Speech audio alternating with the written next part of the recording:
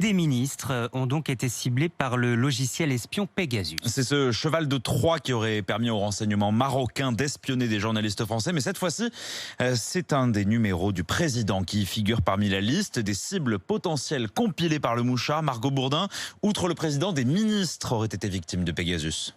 Parmi les cibles du logiciel espion, l'ancien Premier ministre Édouard Philippe, 14 autres membres du gouvernement de l'époque et aussi des parlementaires comme Gilles Legendre, député LREM de Paris. Je n'ai qu'une seule chose à dire, c'est dénoncer cet acte d'espionnage à grande échelle, dont je ne sais même pas si j'ai été véritablement victime. Et les victimes potentielles sont nombreuses, selon Katia Roux, membre d'Amnesty International. Ce logiciel n'est pas utilisé par les États clients que pour cibler de potentiels criminels, mais aussi pour cibler des défenseurs des droits humains, des journalistes, des personnalités politiques. C'est très très grave parce que ces États mettent en place une surveillance qui est illégale. Une surveillance condamnée par la classe politique. Le député LR Éric Ciotti appelle à une réaction forte de l'État. Ça nous invite à rehausser nos dispositifs de protection. Cette attaque, si elle a réellement eu lieu, provient d'un pays avec lequel nous entretenons des relations amicales. Mais cela laisse aussi à penser que des attaques de cette nature proviennent de pays dont l'hostilité est plus marquée. L'Élysée a réagi hier soir. Si les faits sont avérés, ils sont très graves. Toute la lumière sera faite sur ces révélations.